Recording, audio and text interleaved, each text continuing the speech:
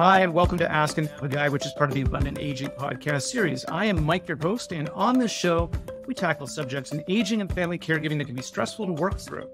And we do this with tips and advice from United Church Homes' NaviGuide team. Our NaviGuides have decades of experience helping families work through these issues, and we hope that what we share on the show will help everyone everywhere age with abundance. Today, we're lucky to have our NaviGuide, Jennifer, with us. And she's going to help us understand the world of community transportation programs that are out there to help people with disabilities, with functional limitations, people who are older, get around and support their day-to-day activities. So Jennifer, welcome. It's great to see you again. Thank you for having me, Michael. But before we get started, we're going to read the statement. The opinions shared in this podcast are those of our amazing NaviGuides and our host, and are not meant to convey nor take the place of clinical, legal, or other professional advice. And with that, we're going to jump into the question that we always ask at the beginning of these podcasts. Jennifer, tell us a little bit about yourself. I mean, you're a NaviGuide. What is it? Have you found yourself into the role? What do you do as a NaviGuide? As a NaviGuide service coordinator, my job is to coordinate programs and services to help my residents stay as independent as possible, to maintain professional relationships with the resident in the housing community, to identify areas of need and make referrals to community agencies as needed, to promote wellness activities that include scheduling health presentations or mobile healthcare services, and also to assist residents in building informal supportive networks with residents, families, and friends. So that's just part of what I do. Gosh. Well, I guess that every day is different, right? It is. And I'm guessing that, you deal with residents all the time that may have trouble with transportation or getting around or things like that. I mean, how important is reliable transportation to our senior residents? I mean, what happens if they don't have good access to transport? Reliable transportation is one of the most important things for my senior residents. If they don't have it, it could prohibit them from being able to go to doctor's appointments. They may not be able to go to the grocery store. Just their daily needs cannot be met if they don't have reliable transportation. And I know that you may not have reliable transportation for a number of needs. It could be an affordability issue. It could be just the state of your car. It could be, and it also could be something that happens to you when, you may have some changes in your that prevent you from driving, right? And I guess that can be pretty emotional for residents where they were once independent and now they need some help just to get around, right? Right. Yeah. Yeah. And so let's talk about some of the programs you've worked with that could solve for some of this. I mean, what sort of things are out there that you've used that you think are helpful?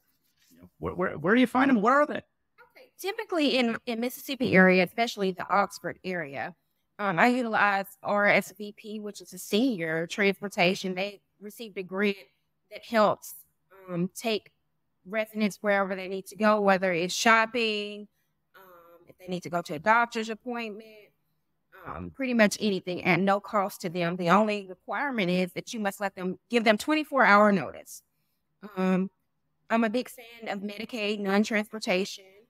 You just have to let them know within 24 to 48 hours. No, I'm sorry. You have to give them 3 days notice for Medicaid. I like using Medicaid transportation, non-emergency transportation. You just have to give them 3 days notice in order to arrange transportation. And what I like about Medicaid transportation is you can do what you call a round trip transportation. So I typically ask the resident, what are you going in for today? If they're just going in for an annual visit, that may take an hour. So I typically give it an hour and a half or two. So I'll arrange it for, if they have an 8 o'clock appointment, I'll say, hey, I want to schedule round trip transportation and the appointment time is at 8 o'clock. And then I want to do another pickup at, say, 10 o'clock. And so the great thing about that is if the resident doesn't have to call and say, hey, I need a ride for pickup. When you do round trip transportation, everything is arranged in that moment. And that's one thing that I like about the Medicaid non-emergency transportation. As far as the Medicaid Advantage plans, I kind of like those as well, but they have a cap on them. With Medicaid transportation, they don't have a cap as into how many rides that you can receive to doctor's appointments. And another great thing about the Medicaid plan is, say, for instance, you may have a niece that may be unemployed or a family member that's not working. one of the questions they ask you when you schedule Medicaid transportation is, hey, do you have anyone that you can use to take you to this appointment? And if you do, they will send you a form and they will actually reimburse the person that is taking you to the appointment. So that's very helpful. I like that aspect. So that's with the Mississippi State Medicaid program, which is great as a benefit. And just for our listeners, always check with your own state Medicaid program to see if they have something similar. But it's terrific that Mississippi is supporting that. What about working with the local area agencies on aging? Do they have programs? Sometimes they're called the AAAs, but area agencies on aging. Yes, that was the program that I mentioned earlier. Ours is called RSVP, and it's typically geared towards retired seniors. They actually drive. It's a small van, and it's wheelchair accessible. So that's one of the services that they use. And like I said, you have to give them 24-hour notice, and it's at no cost to you. And one great thing about it, they not only take you to doctor's appointments, they can take you grocery shopping, or if you have a few errands that you have to run, they'll take you to do that as well at no cost to you. That's terrific. So just for our listeners to run down some of the sources here, check with your state Medicaid program to see if they've got a transportation benefit available, and make sure you check what the requirements are for participate in that program.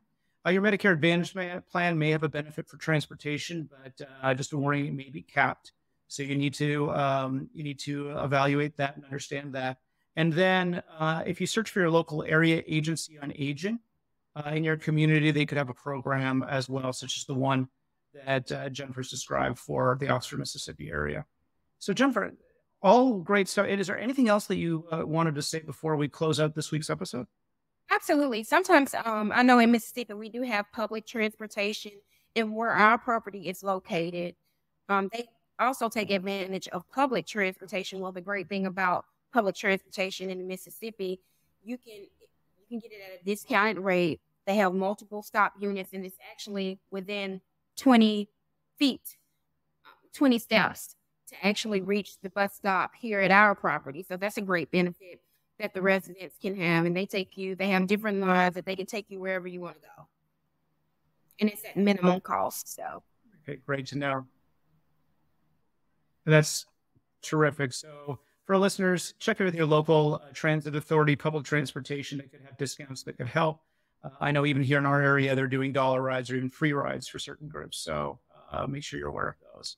Well, thank you. And thank you all for listening to this episode of Ask the NaviGuide, which is part of the Abundant Aging podcast series brought to you by United Church Homes.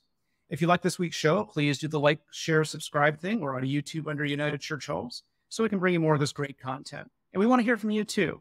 Visit us at abundantagingpodcast.com to share some of your feedback. What transportation programs are in your area? Which ones are good? What have you found when you tried to take part in affordable transportation programs? Please share so we can bring you more of this great content.